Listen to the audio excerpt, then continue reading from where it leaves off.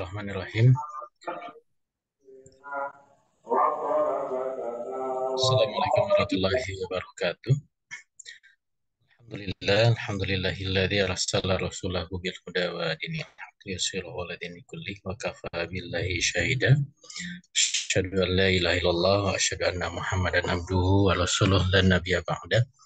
Allahumma sholli wa sallim ala sayyidina wa habibina wa maulana Muhammad wa ala ali sayyidina Muhammad kama shallaita ala sayyidina Ibrahim wa ali sayyidina Ibrahim fil alamin innaka Hamidum Majid. Alhamdulillah kita bisa lanjutkan lagi kajian kita. Mohon maaf minggu lalu sempat tertunda karena tidak terkejar ya, saya ada di perjalanan.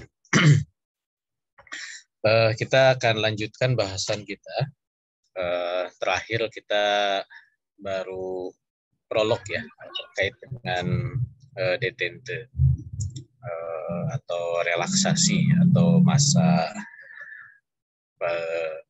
peredaan ketegangan ya antara Amerika dan Uni Soviet. Kita akan coba dalami apa yang terjadi pada masa detente ini. Jadi kalau kita lihat latar belakang yang sudah kita bahas minggu lalu ya, jadi memang detente ini kan ditandai ketika terjadi pertemuan Wina ya di tahun 61 antara Presiden Amerika John F. Kennedy dengan Nikita Khrushchev ya. Dan ini dijadikan sebagai momentum adanya perubahan kondisi antara situasi ketegangan antara Amerika Serikat dengan bloknya, blok Barat melawan Uni Soviet dengan blok Timur ya. Pasca Perang Dunia Kedua ya. Dan kita tahu bahwa Perang Dunia Kedua ini kan mengubah konstelasi internasional yang dulu awalnya dikuasai oleh Inggris dan Prancis ya. Kemudian muncul dua adidaya baru yang sebelumnya tidak berkiprah di level konstelasi internasional, yaitu Amerika Serikat dan Uni Soviet ya. Dan kedua negara ini mengusung persaingan ideologi ya. Makanya kemudian di pertemuan sebelumnya sudah kita bandingkan apa yang menjadi pembeda ya, pasca Perang Dunia Kedua dengan sebelum Perang Dunia Kedua.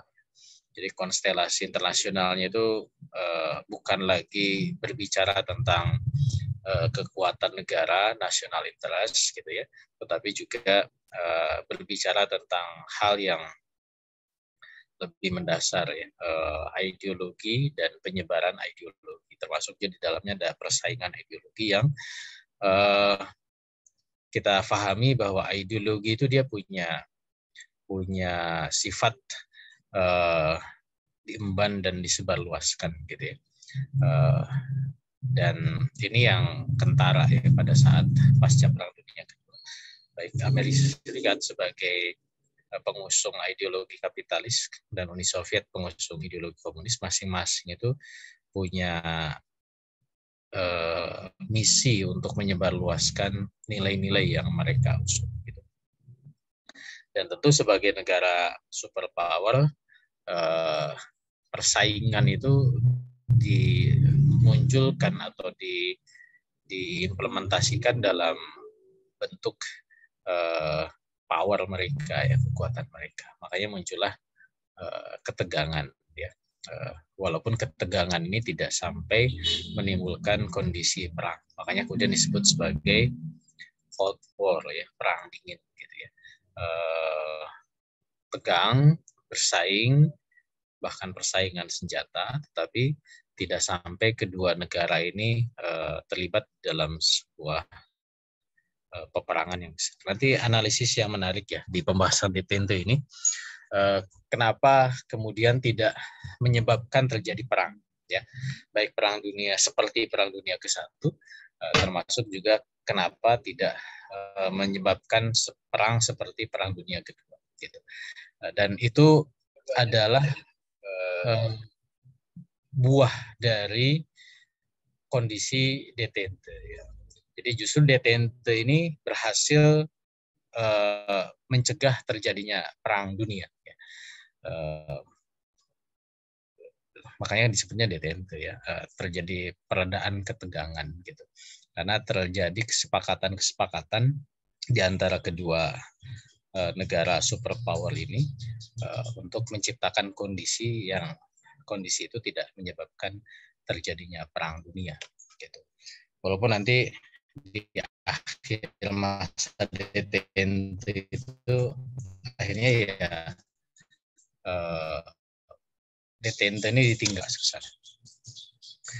Nah, pertemuan Wina ini tahun 61 ya antara John F. Kennedy sebagai presiden yang kita sudah gambarkan dia dianggap sebagai anak muda yang belum berpengalaman ya, bahkan di dalam karikatur itu disebutkan seperti kalau sedang main catur itu dia baru belajar 100 langkah untuk memenangkan permainan gitu ya. Harus berhadapan dengan seorang Nikita Khrushchev, politisi kawakan dari Uni Soviet yang punya pengalaman. Tetapi diplomasi antar negara itu tidak melulu ditunjukkan oleh person ya, yang menjadi ujung tombak di dalam proses negosiasi. Secara teori, sebuah perjanjian internasional atau sebuah perundingan itu justru tidak terjadi di meja perundingan. Ya. Kalau yang pernah belajar tentang diplomasi, ya, di HI itu diajarkan tentang bagaimana teknik negosiasi dan diplomasi dan negosiasi. Ya. Itu ada mata kuliah tersendiri. Dan ada banyak faktor dan ada banyak tahapan untuk sampai ke sign ya, penandatanganan sebuah perjanjian. Dan tanda tangan itu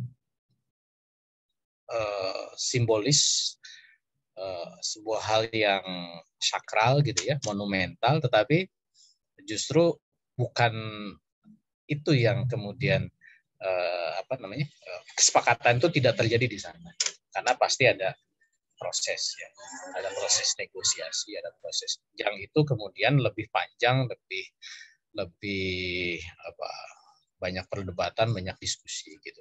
Karena nanti ketemunya kepala negara itu hanya sekedar seremonial saja ya, mereka tinggal tanda tangan gitu. Nah, tinggal nanti kan masalah apakah si kepala negara itu ya full power ya, punya kuasa yang kemudian mungkin dia punya pikiran yang berubah gitu, atau memang dia hanya tadi bersifat seremonial saja gitu ya. Umumnya sih dalam konteks diplomasi modern saat ini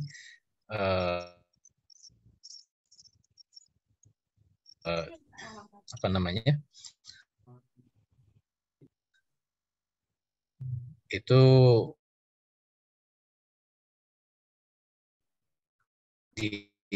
dilakukan serta merta pada saat pertemuan. Jadi kalau kita baca kisah Rasulullah di dalam perjanjian Hudaibiyah itu dua-duanya akan dilakukan gitu ya, bahwa Rasulullah melakukan proses negosiasi dan Rasulullah yang menandatangani pada saat itu gitu. Ya bisa saja ada sebuah perjanjian yang seperti itu ya prosesnya. Tapi dalam perjanjian-perjanjian yang melibatkan hubungan negara pada masa modern itu ya saat ini ya, itu umumnya memang ada proses-proses pendahuluan gitu ya. Jadi itu yang juga harus kita pahami. Jadi makanya kemudian tidak sekedar faktor Kennedy dan faktor Khrushchev gitu ya, tetapi juga siapa think tank di balik kedua orang ini. Ini juga penting difahami dalam memetakan sebuah negara ya.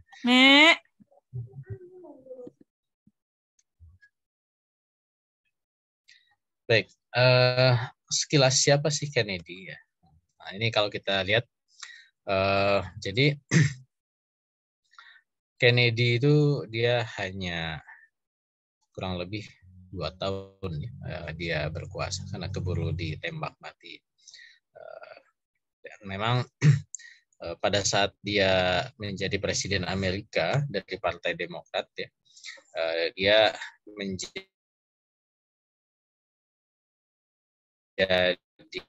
sosok yang harus yang apa namanya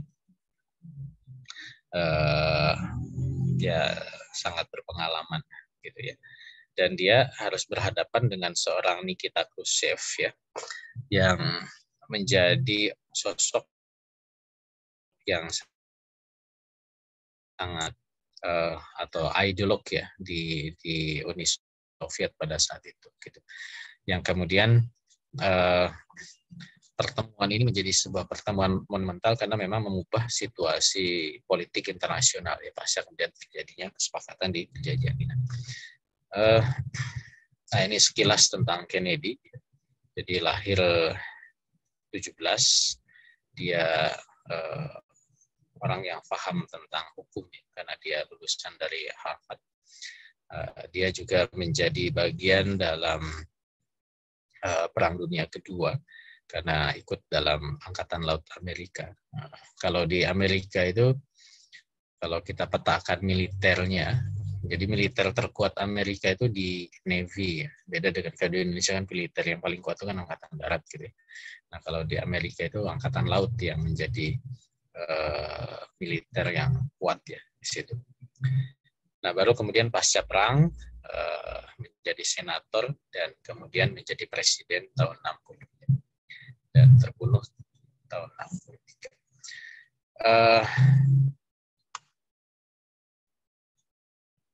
Ya ini kurang lebih ya tentang Kennedy.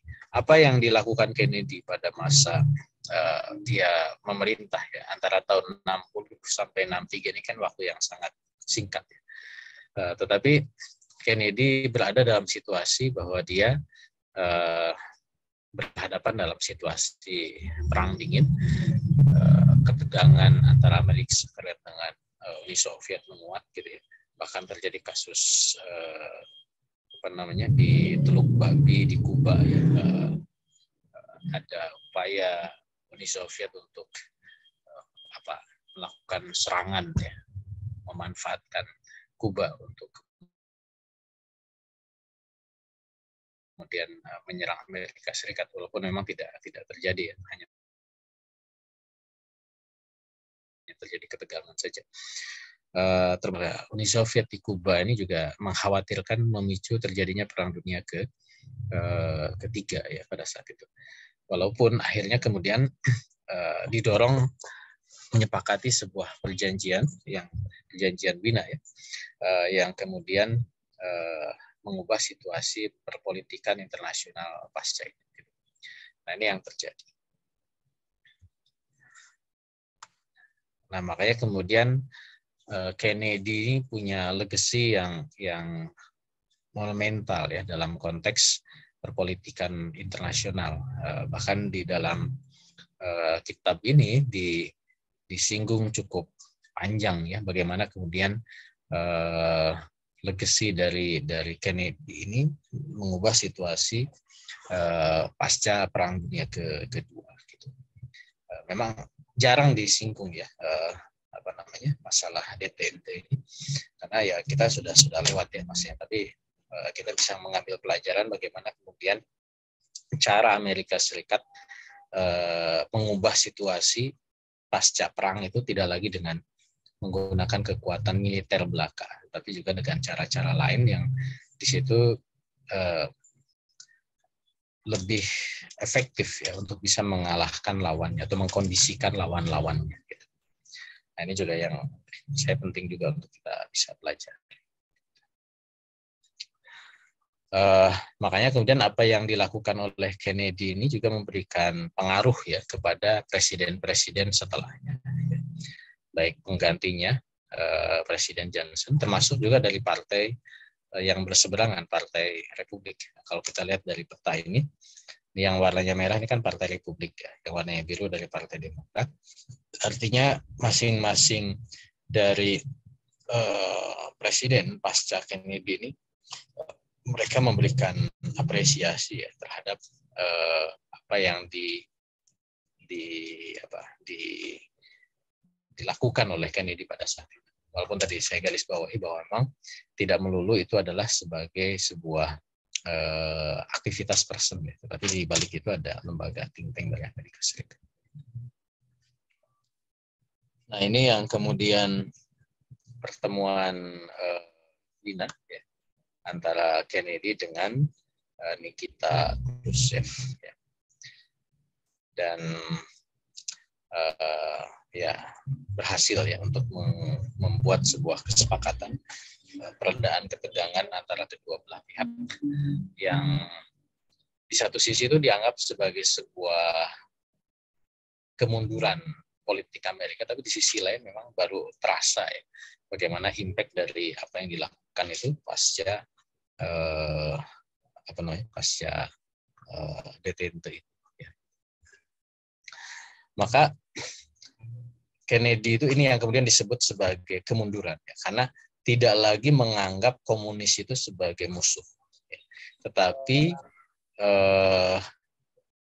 menganggap komunis itu sebagai pihak atau Uni Soviet pada saat itu ya, pihak yang bisa diajak hidup berdampingan. Gitu. Tetapi dengan langkah-langkah bagaimana kemudian pelemahan terhadap Uni Soviet. Detente itu kan begitu. Awalnya komunisme dengan kapitalisme itu adalah ya karena secara teori kan mereka berseberangan ya. Harus dihadapi dengan permusuhan, tetapi pasca detente justru mereka coba atur gitu ya supaya tidak tereskalasi menjadi sebuah peperangan dengan skala besar. Mereka coba atur bahwa ya permusuhan itu tetap ada karena memang itu adalah dari akarnya, tetapi dalam realitas politiknya mereka justru membangun dunia yang ya damai gitu ya, sesuai dengan kehendak mereka berdua gitu. Jadi damai berdasarkan kesepakatan kedua negara ini gitu. Jadi ya kalau dalam teori itu disebutnya sebagai win-win solution ya. Jadi tidak zero sum game ya, menang kalah, tetapi sama-sama menang. Walaupun di balik itu tentu masing-masing berusaha untuk mengalahkan, cuman tinggal bagaimana kemudian cara-caranya itu tidak secara konfrontatif dalam sebuah peperangan dengan skala besar. Nah, nanti pasca detente, ketika memang Uni Soviet semakin lemah, ya, akhirnya kemudian ya Amerika kembali ke tabiat aslinya untuk bisa menghancurkan Uni Soviet sampai kemudian bubar tahun 90. Ya. Makanya kemudian rivalitas antara Amerika dan Uni Soviet ya walaupun tadi dalam situasi detente itu akhirnya kemudian bergeser kepada tempat-tempat lain gitu ya. Jadi mereka tidak berkonfrontasi secara langsung, tetapi terjadilah peperangan di negara dunia ketiga yang mereka itu disupport oleh masing-masing negara gitu ya. Nah, ini yang kemudian disebut sebagai proxy war ya, perang boneka. Terjadilah perang Korea ya, walaupun memang sebelum detente itu sudah terjadi ya. Kemudian juga perang Vietnam. Kemudian Afghanistan ya, termasuk di Afrika ya, di Angola, Kongo, Ethiopia gitu. Termasuk juga kasus di Amerika Latin gitu. Nah, jadi perangnya tidak dalam skala besar, tidak dalam eskalasi yang tinggi, tetapi terjadi perang-perang di dunia ketiga akibat persaingan dari kedua negara ini. Merekanya tidak berperang, tapi yang berperang adalah proksinya atau bonekanya.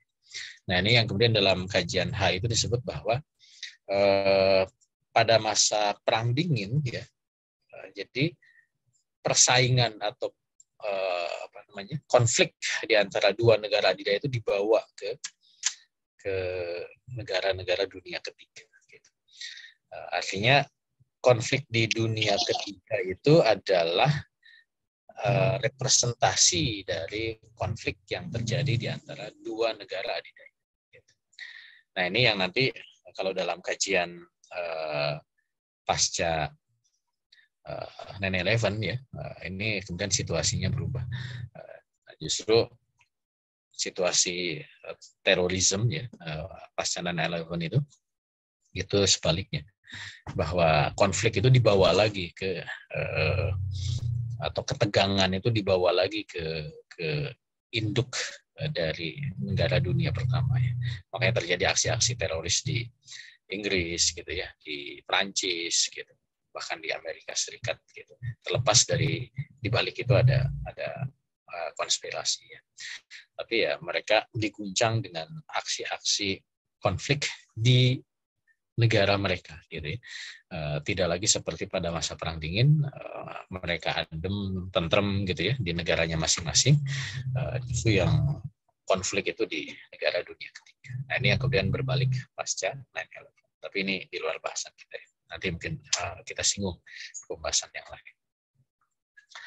Walhasil ya, masa detente ini berhasil menyepakati bahwa dunia ini diatur oleh dua negara, Amerika Serikat dan Uni Soviet. Dan mereka bersepakat, dalam tanda kutip, mencegah muncul negara lain selain dari kedua negara ini. Makanya kemudian ketegangan Perang Dingin itu tetap ada, walaupun memang tidak sampai perang skala besar, dan mereka tetap mengatur agar kemudian hanya mereka berdua yang berkuasa, di barat Amerika, di timur Uni Soviet. Ada Cina yang mulai emerging, nah ini kemudian dicoba dicegah untuk bisa menyaingi Uni Soviet. Ada Inggris, Perancis sebagai mantan adidaya, ini juga dicegah untuk kembali menguat, khawatir menyaingi Amerika Serikat. Nah itu yang kemudian situasi yang dilakukan pada saat detente. Ya, makanya kemudian 3 poin ini yang kemudian menonjol pada masa detente. Pertama adalah pembendungan Cina. Ya. Cina itu kan dia baru muncul tahun 50 ya, pasca revolusi budaya, munculnya kemenangan dari komunisme Cina, Mao Zedong, dan kemudian dia melakukan konsolidasi dan ya menguat, walaupun memang tidak sampai se-powerful sekarang pada saat itu. Nah, yang kedua adalah Inggris dan Prancis ya, terutama Inggris yang memang menjadi negara adidaya sebelum Perang Dunia Kedua, maka kemudian didorong untuk melepaskan negara-negara jajahannya, termasuk juga pengaruhnya di Timur Tengah gitu ya. Dan di dalam juga ada Perancis di sana. Makanya kemudian politik pasca Perang Dunia Kedua itu adalah dekolonialisasi ya. Jadi penjajahan gaya lama itu harus ditinggalkan. Itu kemudian diisukan dalam isu internasional ya. Makanya Inggris dalam tanda kutip terpaksa memerdekakan negara-negara jajahannya. Dan ini yang kemudian disebut oleh Bung Karno itu sebagai penjajahan gaya baru ya, neokolonialisme, imperialisme, nekolim ya. Malaysia itu ya dimerdekakan, tapi ya kata Bung Karno ya ini nggak merdeka beneran gitu, tapi masih dijajah Inggris. Mereka tetap diikat dalam Commonwealth ya, dalam negara persemakmuran. Bahkan beberapa negara itu masih dalam tanda kutip dijajah, walaupun diberikan kebebasan sebebas-bebasnya, seperti Australia gitu ya, Selandia Baru, kemudian Kanada gitu. Nah ini yang kemudian dilakukan terhadap Inggris ya. Termasuk juga bagaimana Jerman itu tidak lagi menjadi negara yang kuat. Makanya dalam penguasaan nuklir ya, Jerman itu betul-betul dicegah.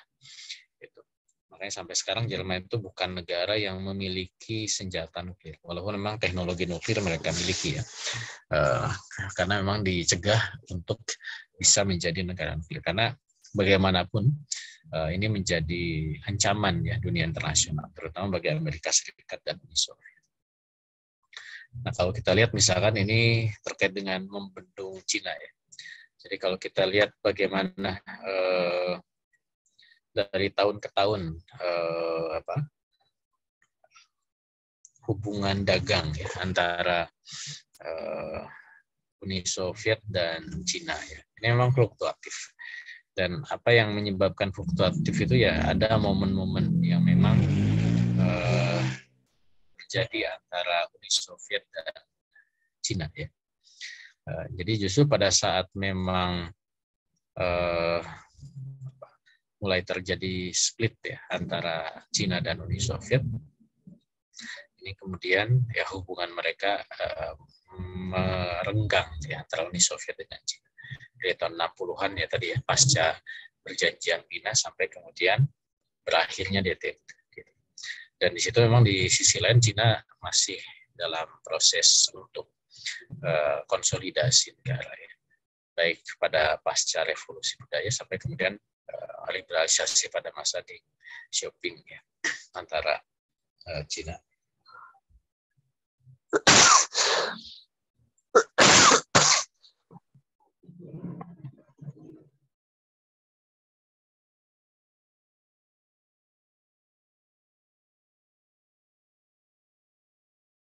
Ya, mohon maaf.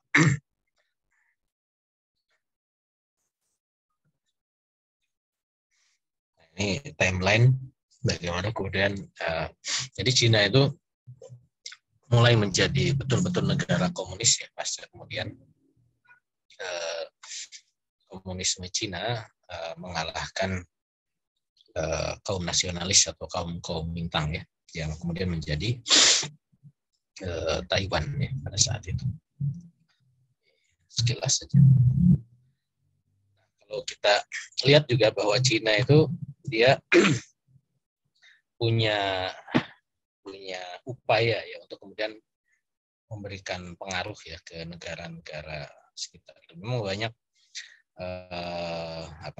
problem konflik antara Cina dengan negara-negara sekitar ya.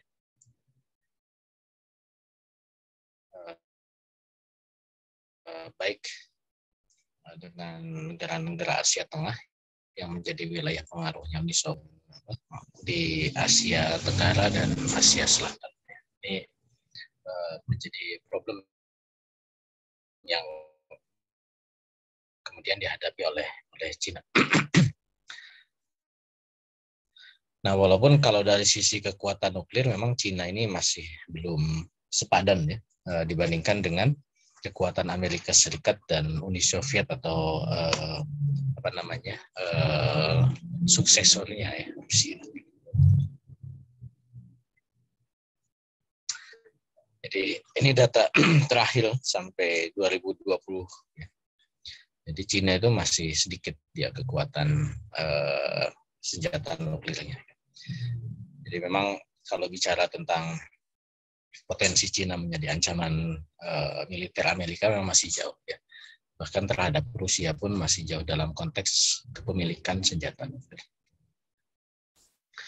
Nah, dalam konteks Inggris ya tadi bagaimana kemudian Amerika dan Uni Soviet itu berusaha untuk menggeser ya pengaruh Inggris. Nah, dalam konteks di Asia Selatan, Asia Tenggara, kita tahu bahwa kekuatan Inggris itu berpusat di India dan sekitarnya. Ya. Persinggungan antara Uni Soviet dengan Inggris itu adalah di Afghanistan. Karena memang Afghanistan itu menjadi wilayah ya terkenal ya, wilayah kenapa Afghanistan itu dianggap sebagai kuburan dari imperium. Ya. Karena memang tidak ada satu imperium pun yang berhasil menguasai Afghanistan. Rusia, Uni Soviet itu gagal. Nah, termasuk juga dulu Inggris ya, berusaha untuk menguasai Afghanistan. Tapi itu adalah wilayah persinggungan antara Rusia dan atau Uni Soviet yang dulu dengan Inggris gitu. Dan kita tahu Inggris kemudian melepaskan wilayah India ya dalam kasus tahun 50-an ya, problem India gitu ya. Makanya dekolonialisasi India dari Inggris itu beda dengan perlakuan Inggris terhadap Malaysia ya, yang kemudian jadi Singapura juga ada Brunei dan negara-negara lain. Jadi Inggris itu betul-betul lepas tangan terhadap problem India ya, karena memang di satu sisi Inggris mengalami kesulitan dalam negeri ya, sehingga tidak lagi bisa mengontrol jajahannya di India. Akhirnya dilepas begitu saja dan terjadilah konflik yang luar biasa India yang membuat India itu terpecah menjadi India dan Pakistan ya. Dan mengakibatkan jutaan orang jadi korban di sana. Itu salah satu noda hitam Inggris ya, di Asia Selatan. Nah ini tadi ya kepemilikan senjata nuklir. Jadi memang masih didominasi oleh dua negara adidaya ya, antara Uni Soviet dan Amerika Serikat. Baik pada saat detente ataupun sekarang ya pasca runtuhnya Uni Soviet memang tidak serta-merta ya kayak Rusia itu kan tidak malah bertambah ya jumlah kepemilikan senjata nuklirnya dari masa detente sampai kemudian dia runtuh ya. Amerika berhasil dia mengurangi untuk mengurangi ketegangannya, tapi Uni Soviet masih memiliki lebih banyak dibanding Amerika Serikat. Makanya kemudian konteks kekinian pencegahan eskalasi menguat di perang Ukraina itu adalah kekhawatiran mendorong ke terjadinya perang nuklir. Gitu. Makanya kemudian Amerika tidak all out membantu Ukraina ya di dalam problem dengan Uni Soviet, dengan Rusia ya pada saat ini. Nah, memang tadi ya, ini pada masa detente ini ada persaingan, tapi ya pasca runtuhnya Uni Soviet ada pengurangan, tapi mereka masih setidaknya memilikinya secara seimbang. Ya. Ini bagian dari, kalau dulu kita bahas sebagai balance of power. Oke, ini masih data yang sama.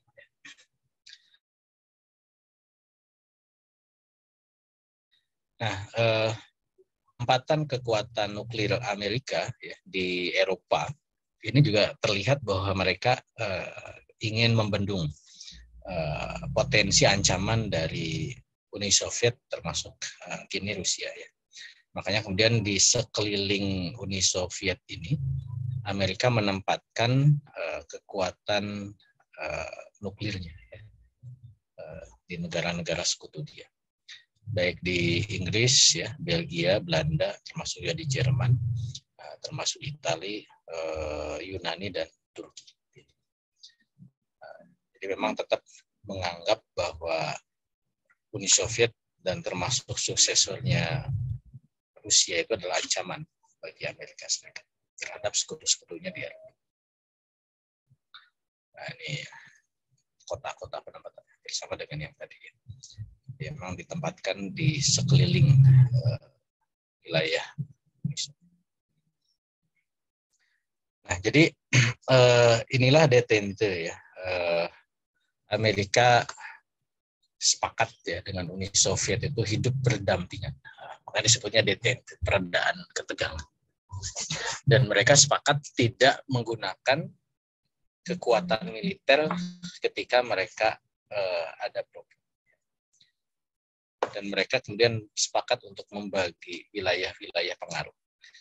Ya, walaupun di situ ada persinggungan ya. Ya, Uni Soviet dengan blok timurnya, Amerika dengan blok baratnya gitu. Dan mereka akhirnya kemudian menyepakati dua kekuatan inilah yang menguasai dunia. Nah, itu yang kemudian kita sebut sebagai detente. Makanya digambarkan detente itu ya mereka damai berdua gitu ya, walaupun di belakang mereka punya senjata, mereka punya persaingan, tetapi mereka berusaha menjaga dunia ini dari konflik dalam skala besar.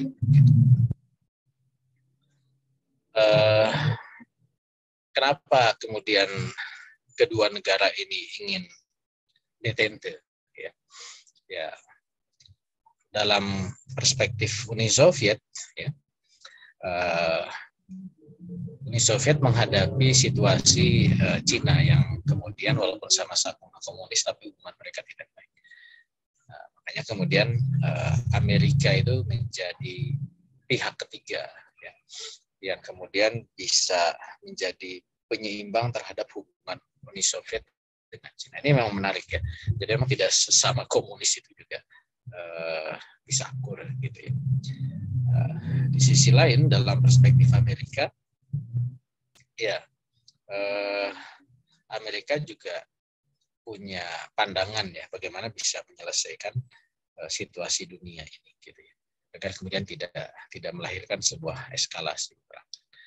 Walaupun tadi ya impact-nya itu ada persaingan senjata ya, ada arms race, tapi di sisi lain upaya untuk melakukan gerakan-gerakan perdamaian ya yang dilakukan dalam perspektif fungsionalisme itu kemudian dilakukan. Gitu. Nah, ini yang terjadi. Nah, sehingga Perang Dunia Ketiga itu tidak terjadi. Gitu. Makanya ini yang kemudian menjadi goals dari situasi detente, mencegah perang skala besar, yaitu terjadinya Perang Dunia. Perang terjadi di Dunia Ketiga, ya, bukan Perang Dunia Ketiga. Perang terjadi di belahan dunia tiga, di Korea, di Vietnam, di tempat-tempat tidak di dunia pertama, tidak di antara mereka. Makanya terjadilah apa yang disebut sebagai proxy war. Gitu.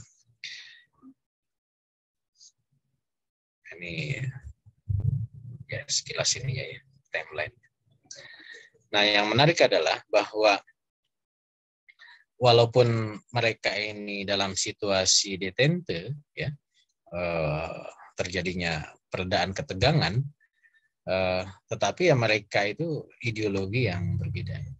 Ya, mereka komunis ya dengan kapitalis, yang masing-masing itu punya gagasan way of life yang tidak mungkin dikompromikan gitu.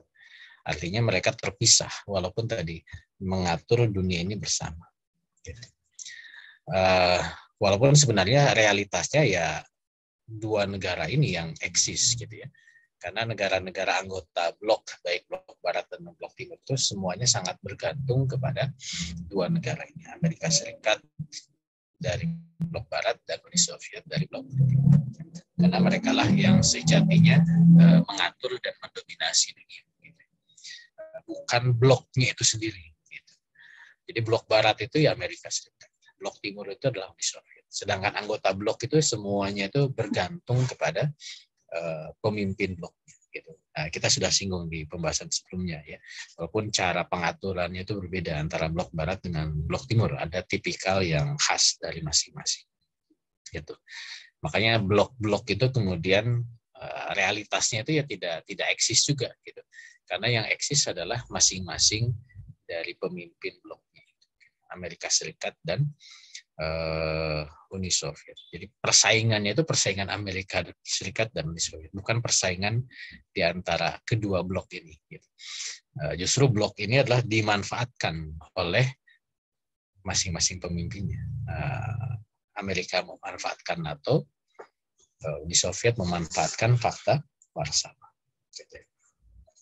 Nah, yang menarik adalah situasi detente ini tidak menyebabkan perang dunia, gitu ya. Kenapa? Di kitab ini dibahas ya, dibandingkan. Karena kan perang itu terjadi dua kali ya, perang dunia pertama, perang dunia kedua. Di perang dunia pertama kalau dibandingkan, jadi situasinya itu kan perang dunia. Jadi sebelum perang dunia ke-1 ya. Negara-negara adidaya punya kekuatan yang hampir sama. Nah, kalau di detente kan hanya dua negara itu yang dominan. Gitu.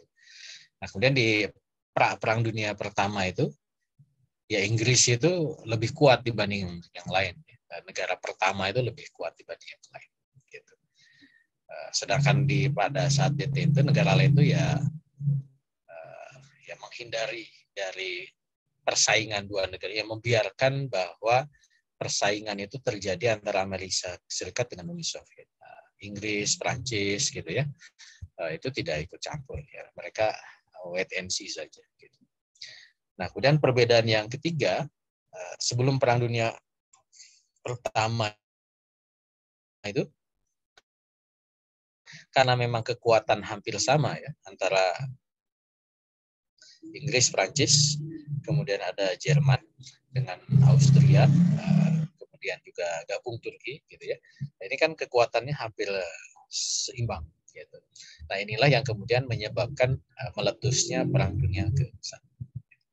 Nah, kalau di situasi pasca Wina 60 atau detente itu, Amerika Serikat dan Uni Soviet mendominasi, tetapi pihak yang ketiga itu ya mereka berusaha ya tidak terlibat ya dengan membentuk misalkan gerakan non-blok atau non-alignment misalkan seperti itu. Termasuk di situ kan ada Cina gabung gitu ya. Kemudian ada negara-negara dunia ketiga gitu. Sedangkan Inggris, Prancis walaupun ada di blok barat, dia tidak turut campur di dalam persoalan tersebut. Nah, itu yang kemudian berbeda antara situasi menjelang Perang Dunia Pertama dengan pada masa detente. Nah, berikutnya menjelang Perang Dunia Kedua. Ya. Jadi kalau dalam Perang Dunia Pertama itu kan situasinya karena semua negara kuat ya, akhirnya kemudian ketika terjadilah perang. Nah, situasinya agak berbeda ya.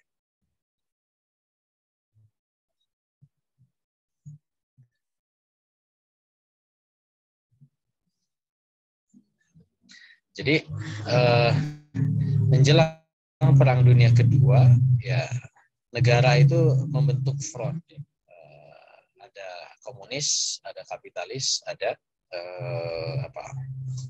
front fasis ya, Jerman, kemudian Italia dan Jepang. Gitu. Masalahnya adalah kekuatannya itu juga hampir sama. Makanya memang pemicu Perang Dunia itu ketika kekuatan negara itu seimbang. Nah ini yang kemudian mungkin menjadi pemikiran ya bagi Amerika Serikat bagaimana dia menciptakan situasi damai itu dengan hegemonik gitu ya. Jadi nggak boleh ada negara yang menyaingi dia, itu aman, damai gitu. Justru ketika ada negara yang kekuatannya menyaingi dia, itu potensi terjadi perang. Nah, kalau misalkan bisa disepakati seperti Amerika Serikat dengan Uni Soviet, masih damai kan gitu. Itu yang disebut detente kan. Tapi kalau misalkan kekuatan negara yang seimbangnya itu banyak, nah ini problem ya. Akhirnya terjadi Perang Dunia ke-1, termasuk juga terjadi Perang Dunia ke-2 gitu. Ya, karena tadi Jerman, Italia, Jepang itu kekuatannya itu kan terus menguat gitu.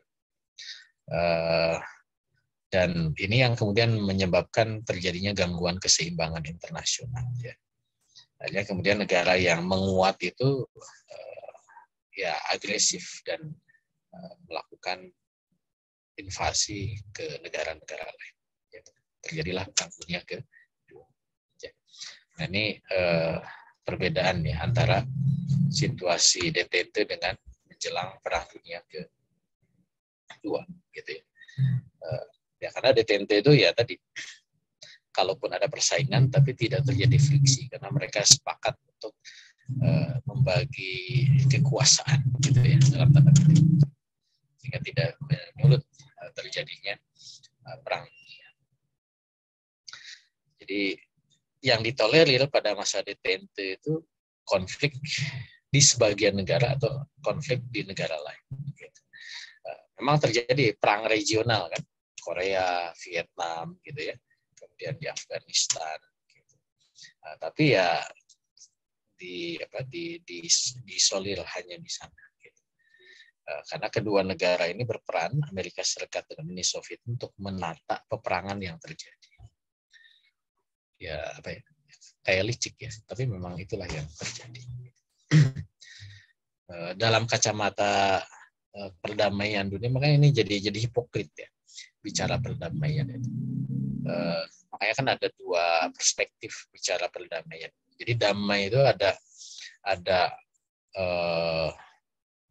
apa namanya disebutnya itu ada warm peace ya, ada perdamaian yang hangat gitu ya.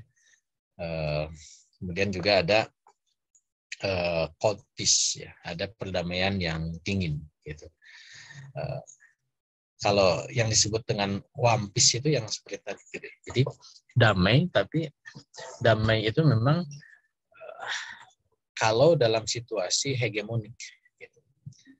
Damai itu ketika ada yang berkuasa, dan yang berkuasa itulah yang mengatur perdamaian. Itu namanya warm peace.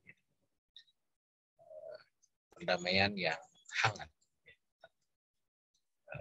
atau netral peace gitu ya. Kadang disebutnya juga begitu. Kalau cold peace ya berarti damai itu ya memang terjadinya situasi yang balancing ya. Walaupun tadi kalau situasi balancing ini punya potensi juga terjadinya konflik ya, yang memicu sebuah perang. Gitu. Dan situasi pasca Perang Dunia Kedua, masa detente bahkan sampai sekarang, akhirnya kemudian secara realitas ya, kaum realis itu menganggap bahwa memang ya inilah situasi ideal. Ya, ini bisa setuju bisa tidak ya. Situasi ideal bahwa perdamaian dunia ini terjadi ketika ada situasi hegemonik.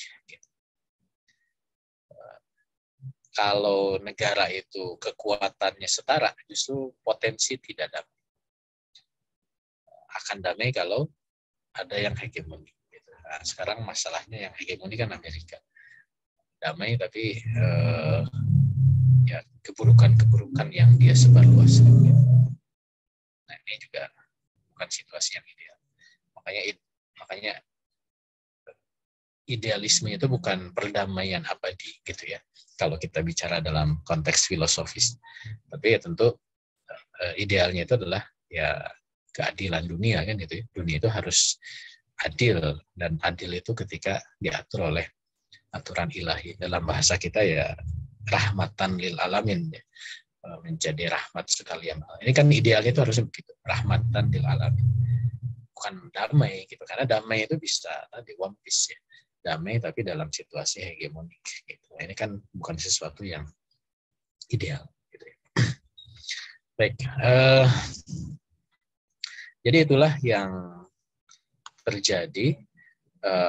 Detente itu mengkondisikan bahwa dunia diatur oleh dua pihak, Amerika Serikat dan Uni Soviet. Gitu. Tapi bukan berarti persaingan ideologi antara Amerika Serikat dengan Uni Soviet itu berakhir. Tetap secara ideologi mereka berseberangan.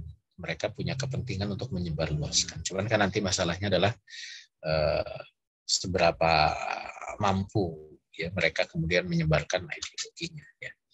Dan kita tahu pada masa detente itu kan masing-masing negara juga punya relasi ya dengan negara-negara lain.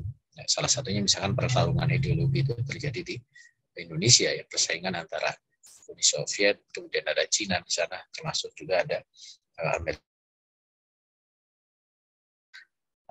Situasi detente ini walaupun terjadi perdamaian semacam tadi, tapi siap ya, karena masing-masing tapi mereka bersiap. Makanya kemudian terjadilah ya amres ya, persaingan persenjataan ya. Mereka tetap harus menyiapkan diri kalau ada potensi terjadinya peperangan dalam skala besar ya, walaupun faktanya memang tidak terjadi. Dan ini yang kemudian mereka bersiap dalam situasi itu gitu ya. Nah, kita lihat bahwa dalam kondisi amres ini ya masing-masing memperbanyak mulai dari kemampuan rudal antar benuanya gitu ya, kemudian juga pesawat penyerangnya, bombers, kemudian juga tank ya, arsenal daratnya gitu, termasuk juga kekuatan nuklir, baik nuklir ataupun juga submarin ya, kapal selam tenaga nuklir gitu ya, termasuk juga kapal selam non nuklir dan seterusnya gitu ya. Itu yang kemudian menguras masing-masing negara dalam konteks kekuatan militernya. Gitu. Namun situasi detente ini kehilangan urgensinya. Ya. Kenapa? Setidaknya ada 4 poin yang disebutkan. Pertama, karena memang negara-negara pesaing itu akhirnya semakin melemah. Ya. Perancis misalkan, ya dia dulu adidaya pada saat Perang Dunia ke-1, kalah Perang Dunia Kedua, menang Perang Dunia Kedua, tapi ikut hancur, akhirnya kemudian semakin melemah. Bahkan jajahan-jajahan Perancis ditinggalkan. Ya. Inggris juga sama. Dia adalah adidaya di Perang Dunia ke-1, Perang Dunia Kedua menang, tetapi dia juga turut hancur. Akhirnya kemudian semakin melemah, termasuk diminta untuk mendekolonialisasi jajahan-jajahan. Dan problem lain ternyata detente ini memperkuat kemampuan Uni Soviet. Karena akhirnya kemudian kedua negara Amerika Serikat dan Uni Soviet terus bersaing, akhirnya kemudian mereka meningkatkan keunggulan-keunggulan teknologi, termasuk juga memunculkan apa yang disebut sebagai bintang. Gitu. Sehingga Amerika menganggap juga bahwa detente ini punya potensi untuk memperkuat musuhnya, gitu, Uni Soviet. Gitu. Nah ini juga yang kemudian akhirnya Amerika melakukan evaluasi terhadap detente. Nah ini tadi ya, Prancis ya. Prancis yang dulu banyak jajahannya di Afrika gitu ya, di Asia Tenggara ada Laos, Vietnam, itu hanya kemudian dia harus hengkang dari negara-negara tersebut ya. Vietnam itu kemudian diambil alih oleh Cina gitu ya. Kemudian di Syria itu juga yang dia dapat pasca Perang Dunia I ya dari Turki Utsmani harus dia lepaskan. Sekarang di bawah pengaruh Amerika, dan negara-negara di Afrika juga sama. Ya. Nah ini semakin melemah situasi Prancis. Ya. Nah Inggris juga, kita tahu Inggris itu banyak sekali jajahannya di seantero dunia. Kita sudah singgung bahwa Inggris itu negara yang punya slogan "The sun never set in Great Britain". Ya. Jadi matahari itu nggak pernah tenggelam di seantero Inggris Raya. Karena tadi wilayahnya sangat banyak. Ya. Tapi lambat laun dia harus lepaskan satu persatu. Bahkan beberapa itu ya lepas begitu saja seperti India. Beberapa masih dia bisa ikat ya, seperti Kanada, kemudian Selandia Baru, kemudian Australia gitu. Beberapa diikat dengan Commonwealth ya, dengan persemakmuran. Nah, ini Inggris ya, semakin melemah juga. Nah ini AMRES ya, Space Race atau Star Wars ya, perang bintang. Jadi terjadilah persaingan teknologi di luar angkasa, dan yang menang, gitu ya, yang menang itu ternyata Uni Soviet. Gitu. Jadi persaingan antara Amerika Serikat dengan Uni Soviet di luar angkasa itu ternyata kemampuan teknologi Uni Soviet itu luar biasa. Ya. Uni Soviet lah ya, yang pertama kali mengirimkan satelit di luar angkasa, mengirimkan binatang ke luar angkasa, kemudian juga mengelilingi bulan satelitnya, kemudian melakukan kontak dengan bulan, mengirimkan manusia pertama kali ke luar angkasa. Ini ya, Yuri Gagarin, makanya dibikin di majalah Time, ya, Man in Space. Ya. Satelitnya itu pakai lambang dia, Palu Arit. Gitu. Kemudian mengirimkan pertama wanita ke luar angkasa, bahkan melakukan perjalanan luar angkasa, bahkan landing di luar angkasa. Amerika belakangan gitu ya, hanya beberapa saja. Mungkin yang fenomenal ya, walaupun mungkin ada juga yang menganggapnya sebagai hoax ya, turun di bulan ya, human lunar landing, jadi manusia yang mendarat di bulan, Apollo 11 ya. Tapi ya Uni Soviet kemudian mengalahkannya lagi gitu ya. Bisa mendaratkan di Venus, kemudian juga bikin stasiun luar angkasa, ya. Kemudian mendaratkan di Mars gitu. Ini luar biasa ya kemampuan teknologi atau persaingan teknologi luar angkasa yang dimiliki oleh Uni Soviet. Walaupun nanti impact-nya adalah membuat dia terkuras ya ekonominya, itu impact-nya. Tapi secara kemampuan teknologi luar angkasa itu yang dimiliki oleh Uni Soviet sangat luar biasa. Dan pengaruhnya juga semakin menguat. Uni Soviet dia punya negara-negara yang di situ ada sphere of influence ya, wilayah pengaruhnya Uni Soviet ya, ke Asia Tenggara, bahkan ke Afrika, bahkan ke Kuba ya, ke Amerika. Makanya Amerika mengeluarkan kebijakan containment policy, kebijakan pembendungan. Gitu ya. Bagaimana kemudian komunisme itu dibendung dengan berbagai cara ya ke negara-negara yang di situ ada sekutu-sekutu Amerika di dalam. Makanya kemudian ketika DTNT ini sudah tidak relevan lagi, Amerika mulai perlahan melepaskan diri dari DTNT karena ternyata DTNT itu membuat Uni Soviet memiliki kekuatan yang dahsyat ya, yang destruktif, yang merusak dan maksa. Dan itu ini kalau dibiarkan menjadi bahaya. Nah ini kalau balik lagi ke dulu pembahasan awal ya, makanya Amerika itu punya fikroh, punya torikoh, ada khitah, ada uslub gitu ya. Nah ini bagian dari khitah. Jadi DTNT itu pilihan saja ya dalam situasi yang memang harus Amerika ambil pada saat menghadapi Uni Soviet. Gitu. Tapi ketika Uni Soviet justru menjadi ancaman ya DTNT ditinggalkan. Jadi kita juga harus bisa petakan mana di situ fikroh, mana itu torikoh, mana khitah, dan mana uslub dari suatu negara. Gitu. Nah, termasuk di sini ada DTNT. Ya. Makanya kemudian evaluasi keberadaan DTNT. Makanya ada sukses dan failure-nya. Ya. Kemudian juga nuklir bisa direduksi, ya, dikurangi. Kemudian juga bisa memanage ya, kompetisi dalam perang. Dan bisa menjalin hubungan yang lebih baik dengan Cina. Ya. Eropa lebih stabil. Gitu. Tapi DTNT ini tadi ya memperkuat Uni Soviet. Gitu. Dan ini dianggap juga sebagai triknya Uni Soviet ya, untuk bisa memperkuat diri di satu sisi. Memang ada plus minus kan, dilihatnya seperti itu.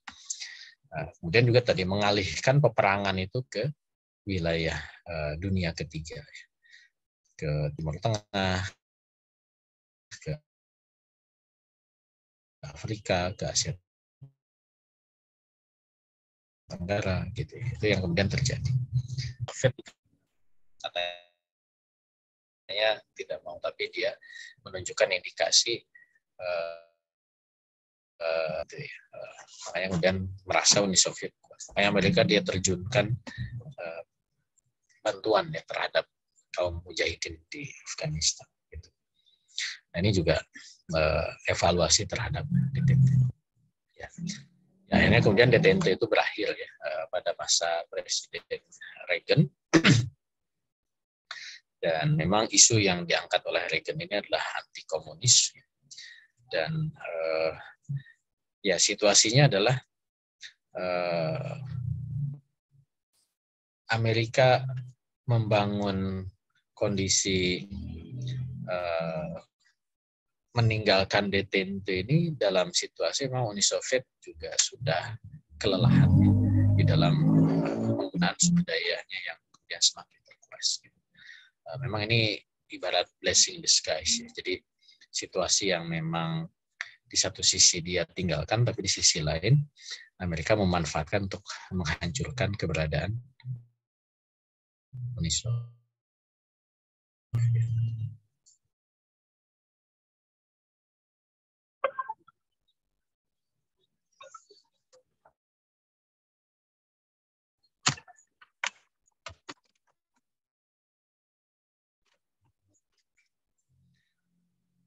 Maka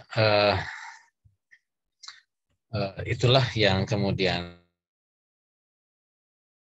terjadi pada masa detente sampai akhirnya kemudian Amerika apa namanya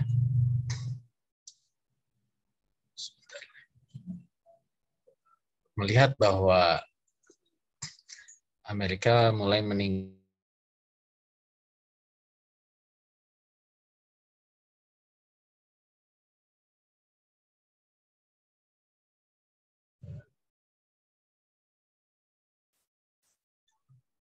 putus ya. Maaf. Sebentar.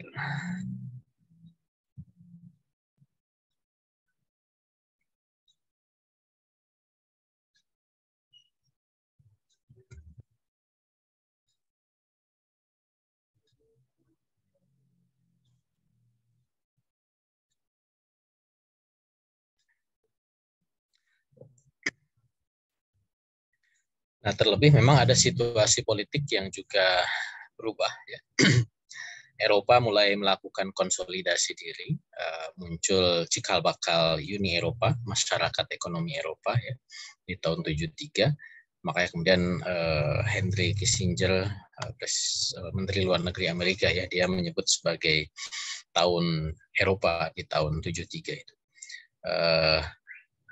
Menyelesaikan problem di Vietnam ya, ada kesepakatan Paris, akhirnya kemudian Amerika ya mundur dari Vietnam karena memang kalah perang di sana, dan Amerika dan Uni Soviet itu berhasil ya tadi yang sudah disinggung ya, menggeser kedudukan Prancis dan Inggris ya dalam konstelasi global gitu. Makanya kemudian DTNT ini sudah tidak lagi relevan untuk dilanjutkan ya. Nah, ini penguatan Eropa di tahun 73 ini mulai diperluas European Community ya. Muncul masyarakat ekonomi Eropa yang kelak menjadi Uni Eropa. Dan memang awalnya peran dari Prancis, Jerman ya. Belakangan Inggris, tapi Inggris kemudian keluar ya, dari Uni Eropa. Sekarang yang dominan itu ya persaingan antara Jerman dan Prancis. Nah, ini perjanjian perjanjian Paris untuk menyelesaikan kasus Vietnam, dan ini menjadi kekalahan telak ya Amerika Serikat di Vietnam ya.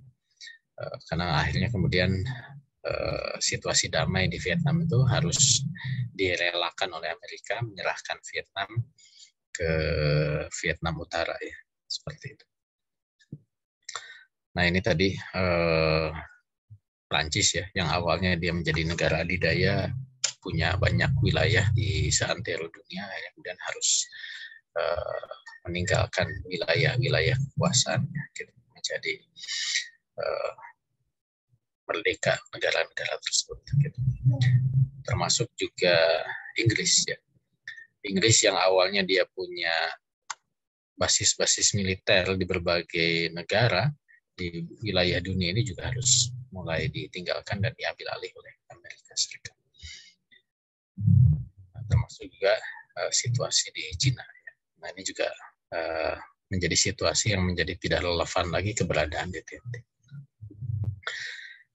Nah, makanya kemudian DTT ini dianggap tidak diperlukan lagi karena memang DTT sudah berhasil membuat Amerika mencapai kepentingan-kepentingan nasionalnya ya, seperti itu. Mungkin sampai sini dulu. Ini masih ada satu bahasan lagi DTT. Jadi pasca DTT seperti apa? Ya, nanti mungkin mudah-mudahan ke depan kita lanjutkan. Ya, walau alam. Silakan kalau ada yang mau didiskusikan.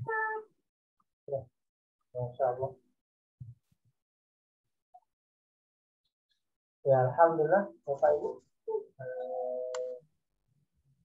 Sama-sama kita dengarkan bahwa di satu sisi Amerika bersama Soviet membuat kesepakatan ya, ditentu untuk jaga hegemoni mereka di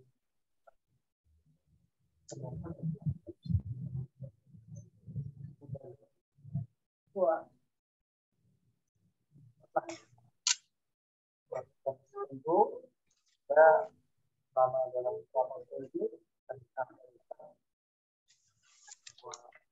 ada kemajuan yang ditemukan baik di segi teknologi dan ya lebih maju dari Papua juga. Memang ini sangat menarik ya di masa penghujung masa DTT ya. Ada pertarungan teknologi dua angkasa ya. Alhamdulillah tadi juga sudah disentuh sampaikan oleh Ustaz. Untuk sesi tanya jawab malam ini sudah kita buka Bapak Ibu. Jika ada di antara Bapak Ibu yang bertanya, kami informasikan kembali bisa melalui kolom chatnya nanti ditulis pertanyaan-pertanyaannya ataupun nanti langsung bertanya kepada Ustaz. Ya, alhamdulillah ini sudah ada pertanyaan. Monggo Bu, silakan Bu Faiz. Jazakumullah khair. Assalamualaikum warahmatullahi wabarakatuh. Yang ingin saya tanyakan Ustadz, alhamdulillah tadi sudah jelas dari penjelasan Ustadz mulai yang lalu edisi lalu tentang detented. Cuma kemudian barusan sampai di akhir-akhir ini kok kemudian seperti ada inkonsistensi ya. Jadi ketika kemudian tadi Ustadz menjelaskan bahwa Amerika mendapati kenyataan bahwa ternyata di balik detente itu justru ada hal-hal yang tidak diinginkan gitu, yaitu ternyata Uni Soviet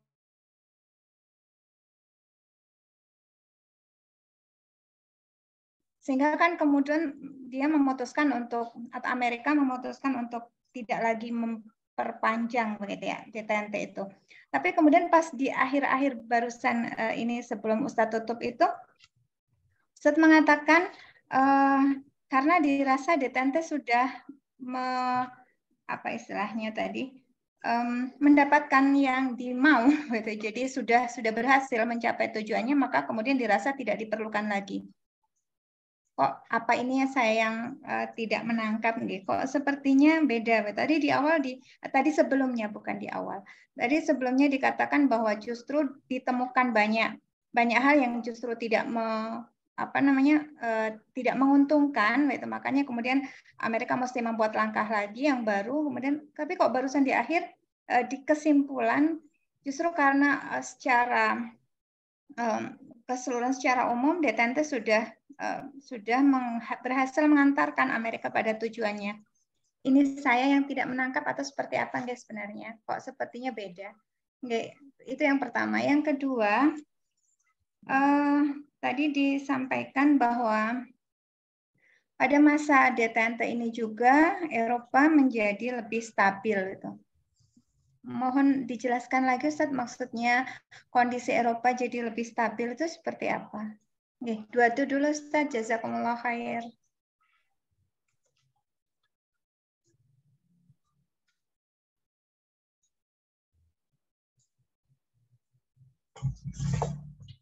Sudah ya? Iya. Ya, jadi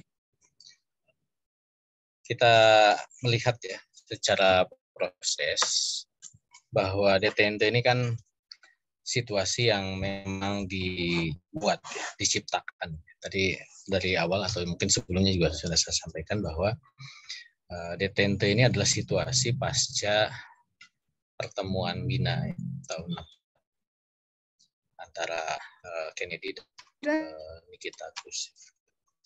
Dan itu adalah pilihan yang diambil oleh Amerika Serikat dan tentu disetujui oleh Uni Soviet karena ini adalah kesepakatan dari kedua belah pihak untuk kemudian melakukan peredaan ketegangan di antara kedua negara adidaya pasca Perang Dunia Kedua. Gitu. Itu situasi yang kemudian eksplisit ya, yang memang ditunjukkan dengan makanya kemudian disebutnya sebagai periode detente. Tapi di balik detente ini tentu ada ya kepentingan dari masing-masing negara. Ya. Makanya tadi misalkan bahwa detente ini disebutkan bisa berhasil ya, ada failure, ada kegagalan, tapi juga ada kesuksesannya ya. Kesuksesannya apa? Ya tidak terjadi perang dunia ketiga, perang skala besar di antara kedua belah. Ya. Kemudian berhasil menciptakan situasi di mana memang persaingan itu di manage ya. Inggris berhasil kemudian dilemahkan, Prancis juga gitu. Itu dalam perspektif Amerika. Dalam perspektif Uni Soviet ya ancaman dari munculnya komunis ala Cina misalnya. Nah, ini juga keberhasilan yang didapatkan di mereka berdua negara ini bersepakat ya untuk menciptakan kondisi-kondisi bahwa situasi dunia ini mereka atur berdua gitu. Nah, tapi ada impact kan, ada impact. Impactnya apa? Ya tadi ternyata Uni Soviet karena memang situasinya dalam persaingan, dalam dalam konflik ya Amerika Serikat dan Uni Soviet ya masing-masing tetap saja walaupun mereka bersepakat, tapi di sisi lain mereka itu karena memang dalam situasi persaingan ya mereka tetap harus mengantisipasi kan. Makanya terjadilah AMRES ya. Perlombaan senjata, termasuk juga ada Star Wars ya, perang bintang gitu. Dan inilah yang kemudian dalam perspektif Amerika ini menguatkan Uni Soviet gitu. Menguatkan Uni Soviet. Dan itu akhirnya kemudian menjadi tidak relevan lagi membiarkan situasi detente ketika justru ada ancaman ya bagi Amerika Serikat ketika Uni Soviet semakin. Nah, makanya kemudian tadi di akhir itu disebutkan bahwa ya kalau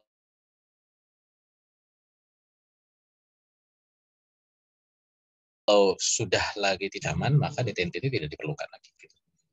Di satu sisi tadi bahwa keberhasilan untuk bisa membuat pesaing-pesaing lain ya selain Uni Soviet itu semakin melemah, Inggris, Prancis itu mencapai tujuannya gitu.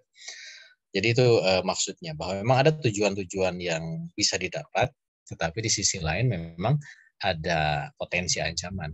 Nanti yang kita bahas di pertemuan minggu depan ya, bagaimana pasca detente ketika Amerika mendapati Uni Soviet ini menjadi potensi ancaman pasca detente ya.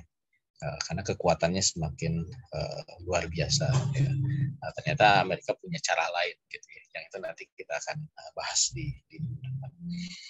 Kurang lebih itu yang mudah-mudahan kronologis penjelasannya bisa runut ya, karena memang ya bahasa kitabnya tadi ya, seperti tadi.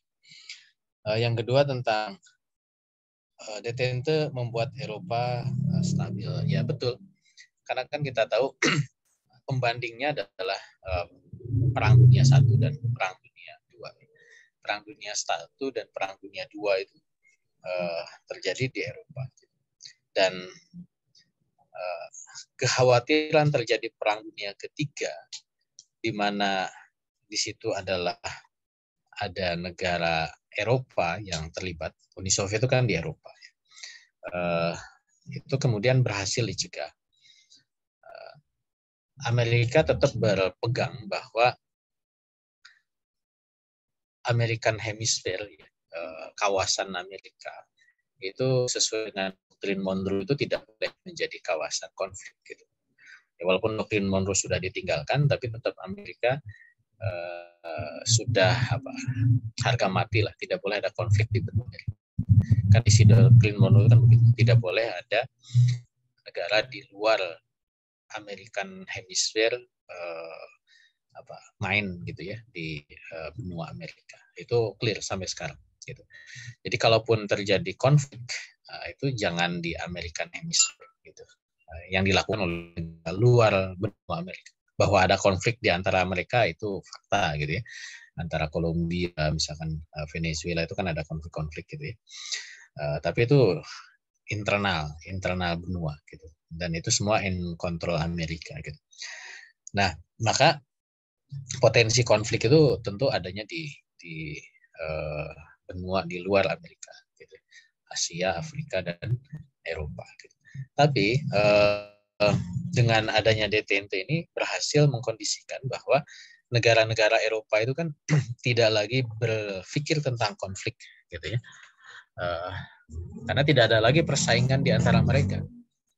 Amerika sudah bisa ikat negara-negara Eropa Barat di bawah NATO ya, sehingga negara-negara antar negara anggota NATO itu tidak ada konflik gitu. Uni Soviet bisa ikat negara-negara Blok Timur dengan Fakta Warsawa. Makanya kemudian negara-negara di Eropa Timur tidak ada konflik di antara mereka. Maka potensi yang muncul itu adalah konflik antara anggota NATO lawan anggota Warsawa gitu. Nah, dengan situasi DTNT ini kan ditarik. Artinya kemudian persaingan itu ya bergantung ke Amerika dan Uni Soviet gitu. Anggota NATO, anggota Warsawa itu bergantung kepada pemimpin. Ketika kedua pemimpinnya itu bersepakat untuk DTNT, maka Eropa stabil kan, tidak terjadi konflik antar negara di Eropa. Gitu. Bahkan akhirnya kemudian Eropa Barat kan mulai berpikir tentang fungsionalisme ya, bikin akhirnya yang melahirkan Uni Eropa gitu. Ada kerjasama di antara mereka gitu. Praktis pasca Perang Dunia Kedua itu tidak ada konflik internal negara-negara di Eropa, ya, kecuali separatisme di Irlandia Utara gitu ya. Kalaupun terjadi lagi nanti pasca Perang Dingin ya, terjadi Bosnia ya di Balkan itu kan pasca Perang Dingin. Tapi pada masa DTNT itu tidak ada sedikit pun konflik di Eropa. Maka Eropa menjadi stabil dengan adanya DTNT. Itu Bu Faiz ya, Malawat. Oke, jazakumullah khair Ustaz. Alhamdulillah. Ada pertanyaan masuk di kolom chat ini Ustaz, dari Umunida Ustaz.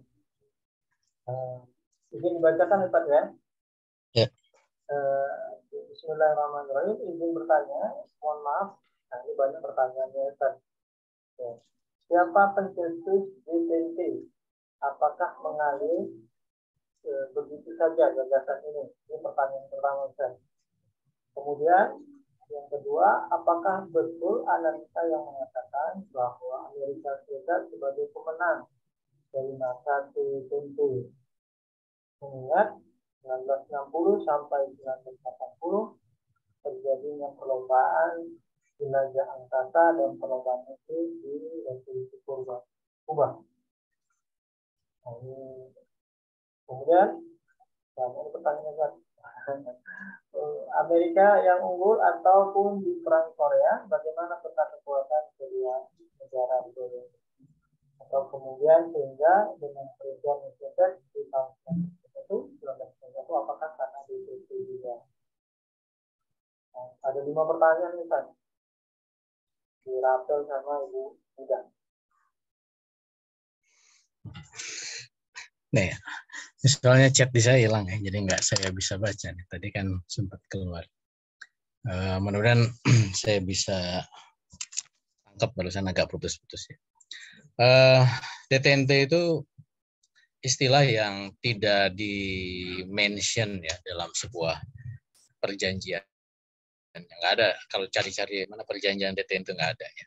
DTNT itu adalah situasi yang digambarkan oleh pakar hubungan internasional yang menceritakan kondisi pasca perjanjian atau pertemuan Wina tahun 61 ya, sampai tahun 80-an. Jadi itulah situasi yang kemudian diistilahkan, itulah situasi DTNT ya. Bukan nama perjanjian, bukan nama istilah yang dicetuskan oleh dua belah pihak yang sedang bersaing, Amerika Serikat dengan Uni Soviet. Jadi banyak istilah-istilah di hubungan internasional itu yang dilekatkan oleh oleh para analis ya, oleh para pakar hubungan internasional. Misalkan antara Perang Dunia I, Perang Dunia Kedua itu disebutnya masa antarbelum gitu ya. Ya sebenarnya itu fakta aja, masa antar perang gitu ya. Tapi masa antar perang itu ada situasi yang khas gitu. Misalkan munculnya organisasi internasional, terjadi krisis ekonomi atau malaise gitu ya.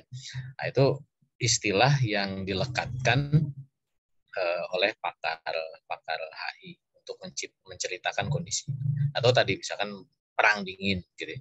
Perang dingin itu yang ada istilahnya secara hukum ya, atau secara perjanjian perang dingin itu nggak ada, tapi itulah kondisi yang akhirnya diistilahkan ini sebagai sebuah perang dingin gitu. Jadi itu kalau tadi yang pertama, siapa yang menjadi pemenang gitu. Nah, ini nanti minggu depan kita bahas ya. Tapi bocorannya ya Amerika gitu ya. Kan kita udah lewat nih, harusnya udah tahu, udah bisa jawab ya. Karena akhirnya Uni Soviet runtuh, berarti kan DTNT yang menang Amerika gitu ya. Cuman bagaimana Amerika bisa memanfaatkan pasca DTNT, tadi disinggung bahwa Uni Soviet menguat bahkan menjadi pemenang dalam Star Wars gitu ya, tapi justru menjadi pihak yang dihancurkan gitu oleh Amerika. Ini ya bukan muji lagi ya. Ini kemampuan Amerika untuk bisa melakukan tindakan politik internasional yang menurut saya menarik untuk kita pelajari ya, seperti itu. Itu apa lagi? Saya nangkepnya dua itu. Perang Korea itu siapa yang menang? Belum ada yang.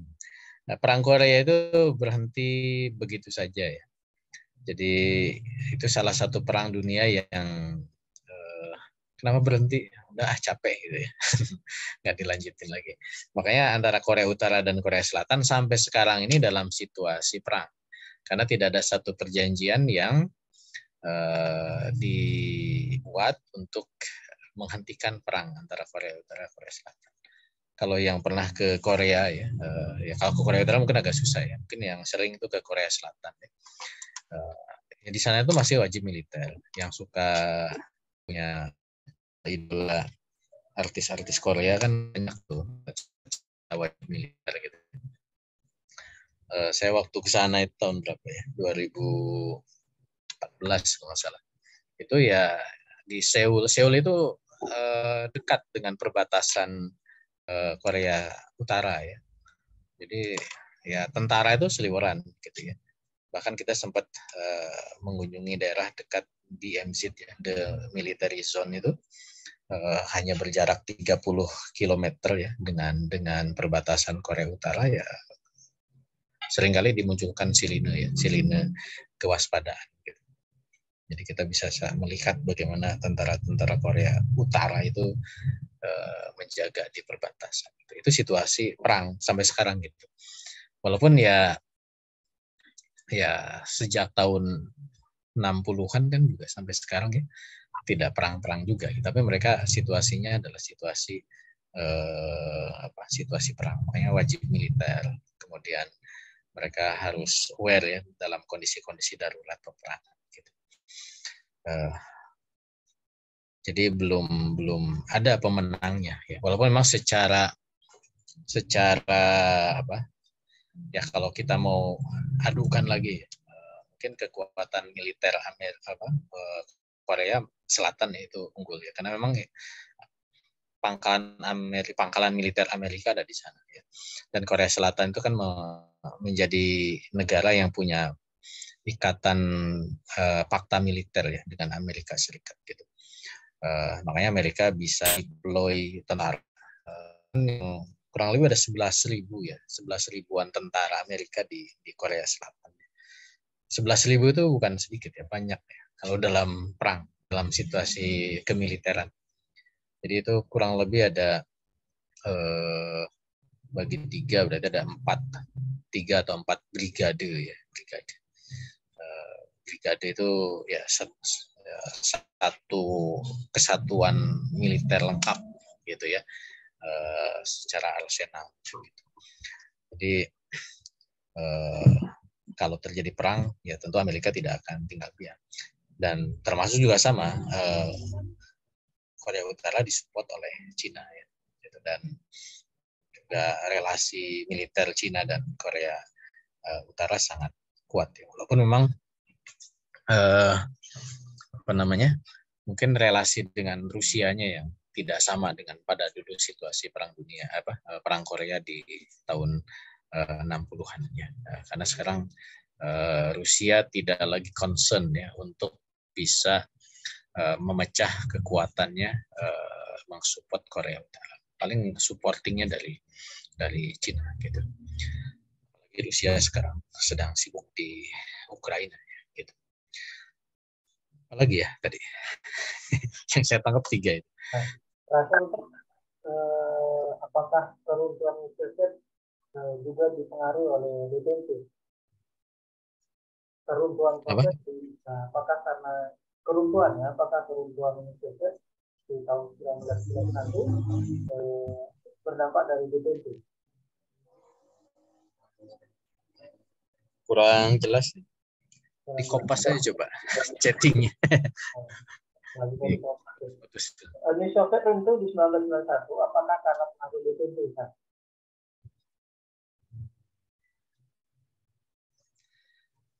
Gimana, Pak? Ditulis aja coba di chat lagi. Oke, kirim ke WA aja ya. Ke WA. Ke HP dulu.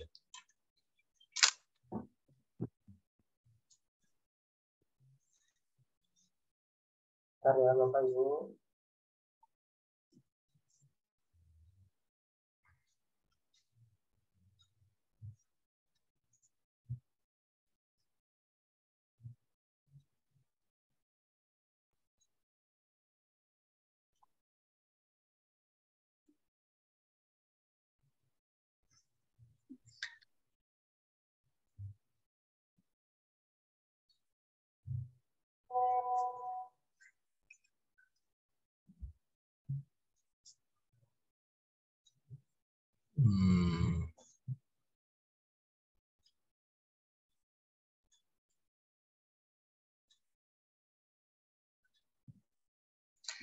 Ya, runtuh Uni Soviet itu kan jauh setelah DTNT ya. Karena DTNT itu berakhir tahun 80-an. Artinya ada 10 tahun pasca DTNT yang kemudian menjadikan Uni Soviet itu bubar. Gitu. Jadi ada jeda ya dari DTNT sampai kemudian kehancuran atau keruntuhan Uni Soviet tahun 91. Itu ya kurang lebih. Yang lain mah sudah ya. Ya, itu ya, Bang Azhar. Oke, Ustaz, itu pertanyaan selanjutnya, Ustaz, dari saudara. Ya.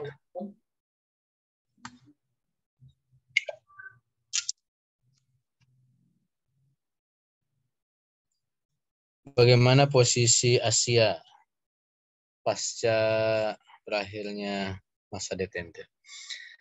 Ya, Asia itu memang menjadi situasi persaingannya kan tadi di beberapa titik saja ya. Di Korea, kemudian di Vietnam ya, yang menjadi proxy war antara Amerika Serikat dan Uni Soviet ya, termasuk di dalamnya ada Cina. Gitu. Ada Afghanistan ya, dan sebenarnya pasca DTNT ini semakin jelas bahwa memang hegemoni Amerika itu menguat ya, dan kemudian Uni Soviet semakin melemah. Walaupun tadi kasus di Vietnam itu kan Amerika yang kalah, tapi bukan Uni Soviet, tapi yang menguat di situ kan Cina ya, gitu. Di Vietnam, khusus di Korea ya tadi situasinya sudah kita tahu, Korea Selatan dan Korea Utara terjadi penghentian peperangan dan situasinya masih situasi perang sampai sekarang, walaupun memang tidak terjadi peperangan. Sedangkan Afghanistan kan kita tahu akhirnya Uni Soviet terdesak ya, Walaupun memang Amerika juga tidak bisa menguasai penuh Afghanistan ya.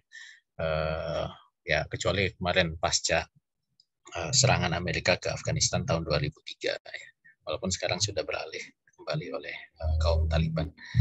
Jadi memang situasi Asia ya pasca detente itu bergantung kepada situasi globalnya ya, di mana Amerika Serikat itu kemudian menjadi pihak yang semakin menguat ya pasca detente, terlebih setelah runtuhnya Uni Soviet tahun 90-an gitu.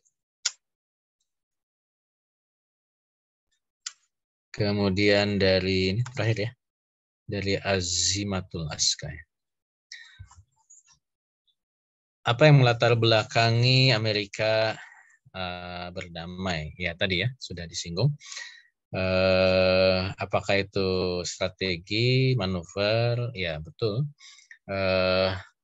Itu adalah khitah ya, pilihan langkah-langkah yang dilakukan oleh Amerika untuk mengurangi pesaing.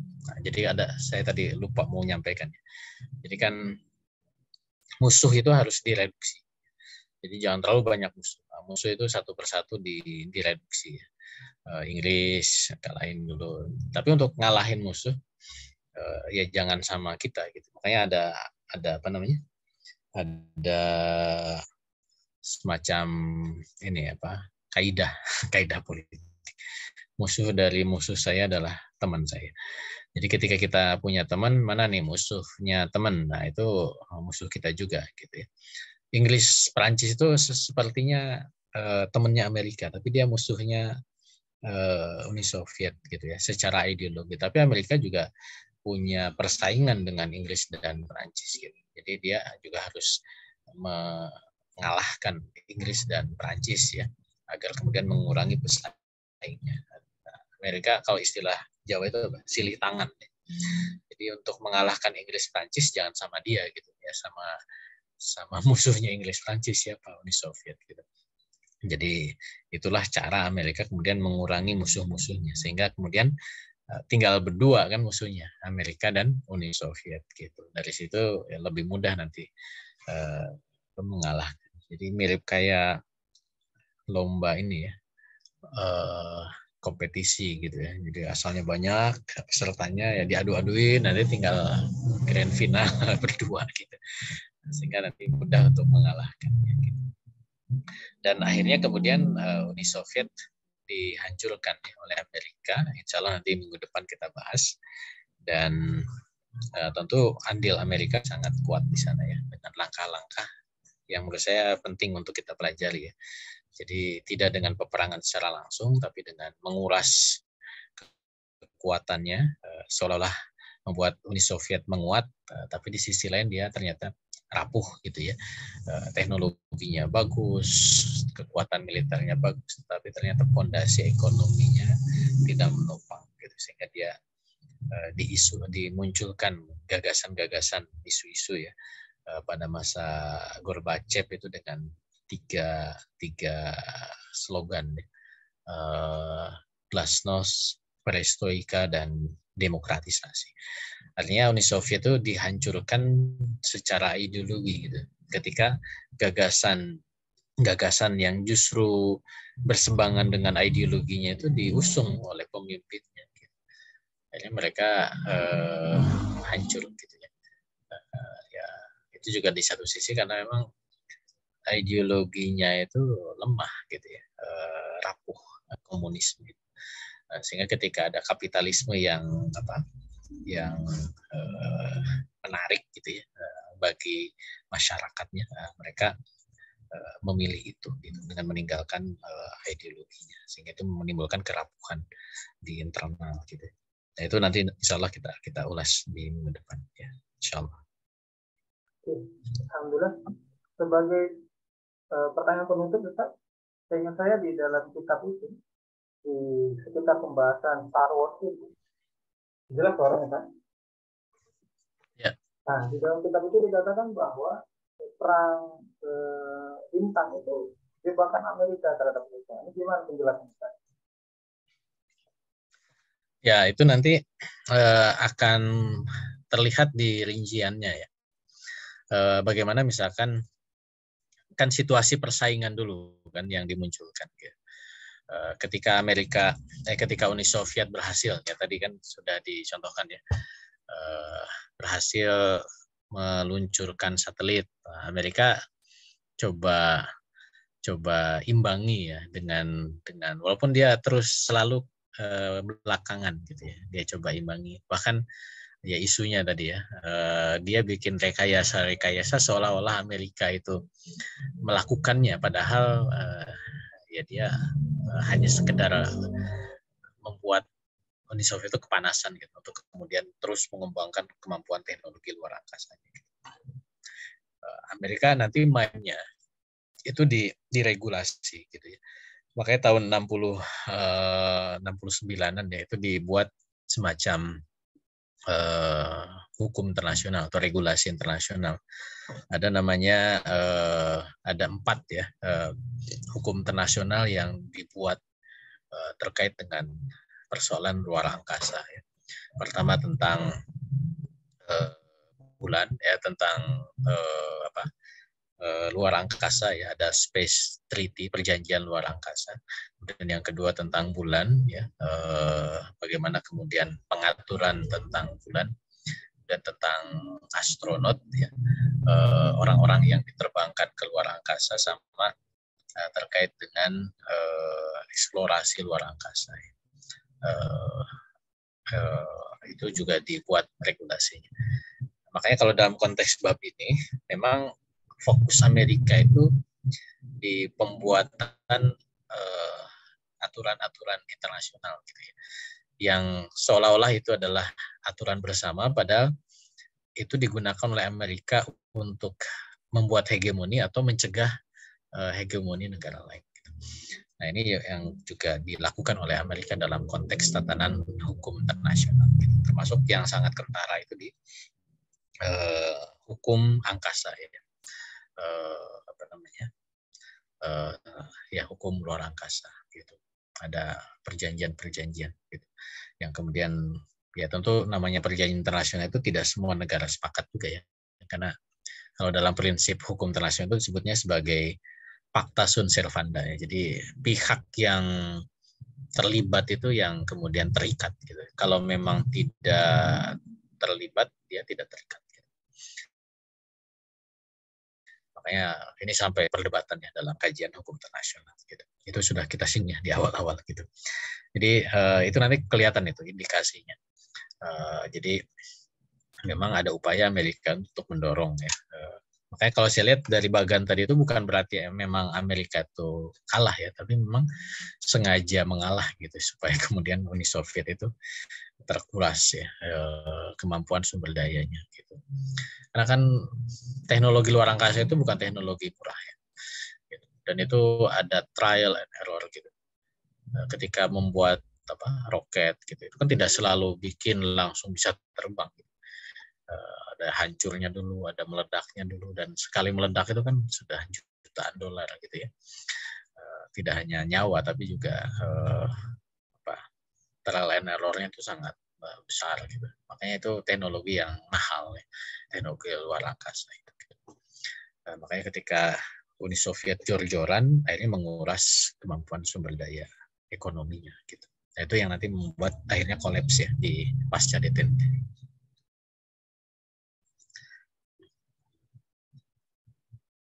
Oke, alhamdulillah Ustaz. Sepertinya nggak ada lagi pertanyaan.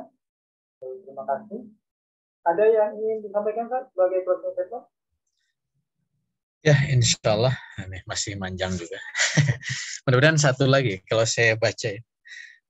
Ada 2 topik sebenarnya kalau di ujung bahasan ini. Pertama adalah pasca detente, sama di akhir bab ini tuh diulas lagi tentang konstelasi internasional ya. Mudah-mudahan nanti bisa disatukan di pertemuan ke depan. Tapi kalau enggak nanti kita bisa pisah juga. Ya.